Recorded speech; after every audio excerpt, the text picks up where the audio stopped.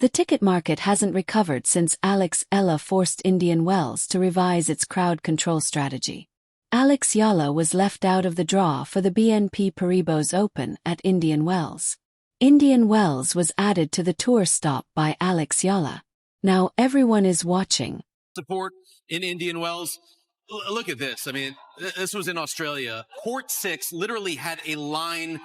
I know I'm exaggerating, but it went for miles at the Aussie. It was wild scenes there. Allie, can you remember a women's star who gets this type of support wherever she goes? Yeah, well, Taylor Swift? I mean... The Indian Wells tournament organizers made an announcement on March 4, 2026, that no WTA 1000 event had ever made. The Eala Effect was officially taking over their practice courts for a player who was ranked 31st in the globe. The fans weren't anticipating the game. Before a single ball had been hit in competition, Filipino communities from all throughout California, the state with the largest Filipino population in the U.S., roughly 2 million people, were already packing every training session.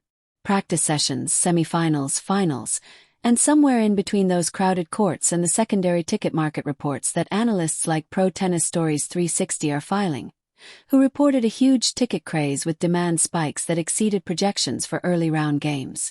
It became impossible to disregard one question. Before the bracket had began, how did one Filipino player make the WTA's largest North American swing a sold-out event? The response will begin on March 26, 2025. At the 2025 Miami Open, Alex Eala entered the court as a wild card. Ranked 140th in the world. The most dominant player in women's tennis at the time, Egan Tech, ranked second in the world, was her opponent. What transpired was not an upset in the conventional sense. It was a methodical deconstruction.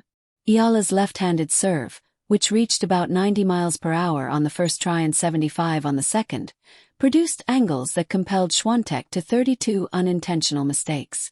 Eala only earned 12. Eala converted 8 out of 10 break points. That amounts to 80%. 6-2, 7-5 was the final score. And when the $332,160 in prize money for that one tournament was added up, it almost doubled what she had made over her whole career. In just 1 week, she went from 140 to 75, a 65-spot increase. Grand Slam main draw entrance was made available, sponsor talks quickened, and the WTA's commercial infrastructure began to grow. You know, I'd have to say maybe a little bit of Sonia Mirza. Back in her heyday, obviously the Indian fans took to her and they followed her all around the globe, obviously not to this extent. And I think the ceiling that Alex Eala has is obviously that much higher. And I'm going to bring in a little boxing here because my dad wanted me to be a boxer, but I chose tennis. But Manny Pacquiao. Good call. Manny Pacquiao, we saw him when he, was at the top of his game. And alongside Roger Federer, he actually had more prize money. So I think that if Eala, can keep doing well with her tennis, who knows? The sky's the limit on the court, off the court. I mean, she could be rolling in it, if you will. Yeah. However, that victory by itself cannot account for what transpired with Dubai's ticket markets almost a year later.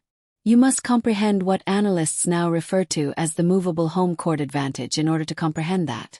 The majority of professional athletes have a single home city and fan base. Alexa employs about 2 million Filipinos in California, and about 1 million Filipinos abroad in Dubai. In any city where there is a sizable Filipino diaspora, she brings the equivalent of a home audience. And that also happens to be nearly every location on the schedule for the WTA's 2026 Middle East and North American swings. The impact was quantifiable in hard currency in the 2026 Dubai Duty-Free Tennis Championships. The starting price for official tickets was 65 dirhams, or around $17.70. That was the point of ingress. Then on February 17, IA upset Jasmine Paolini, the current Dubai champion and world number 8, 6-1, 7-6. The secondary market reacted when players and experts hailed the atmosphere in that stadium as being unlike anything seen at the AA 1000 tournament after the team recovered from a 5-6 deficit in the second set tie-break. Significant resale premiums on Eala's quarter-final sessions began to surface quickly. For many in that market, The 65 dirham face value was now a starting point rather than a ceiling. At that point, the players themselves began to validate what the statistics had already revealed. She's got a smile that lights up a room, too, you know. And I remember last year when she beat Iga Swiatek, and she kind of did it with a lot of grace and humility, you know. And it was really, for me, it was terrific to see her take that match and watch her play after that and watch her try to continue to progress, because I like her game. You know, obviously, she wants to get better than where she is now, the 32 in the world, but she's got a lot of good hand-eye coordination and ability to take the ball early and redirect. But the fan stuff is always fun for me, because whenever you see players from smaller countries, the fans are so passionate when they get up to the top. It's interesting, Ali mentioned Sonia Mirza. She has nearly 13 million followers on Instagram. That's 5 million more than Carlos Alcaraz, and nearly as many as Alcaraz and Sabalenka combined.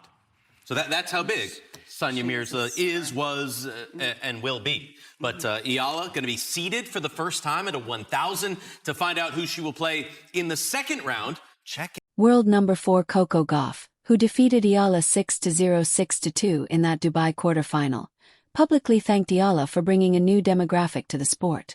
Take a moment to consider that a top 5 player is admitting that the person she just defeated 6-0 in the opening set is doing something to the WTA's commercial reach that Gauff's own results hadn't accomplished.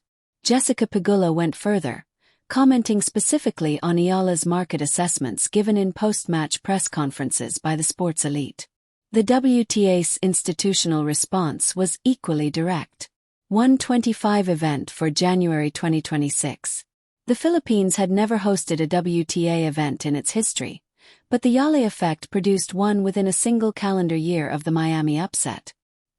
Here's what the numbers support and what the mainstream media consistently ignores. In 2025, Eala was the most searched for Philippine female figure in Google's Year in Search, ranking 4th among all sports figures in the Philippines, trailing only major international basketball and boxing matchups. A pre-tournament press conference for the 2026 Australian Open received over 170,000 views on YouTube. Highlight reels titled Alexandra Eala Greatness received 254,000 views, and Tiebreak. Highlights from the 2025 US Open. Eala has about 850,000 followers, making her one of the most followed players on the WTA Tour outside of the top 10 despite having a ranking that, until February 23, 2026, had never once cracked the top 30. On that day, Eala reached world number 31, the highest-ranked Filipino in WTA history. However, the most revealing data point in this entire story isn't a ticket price or a viewership number. In September 2025, a report went viral. Fact-checking agencies investigated it. The actual signed contracts did not match the concept of what the endorsement value should be.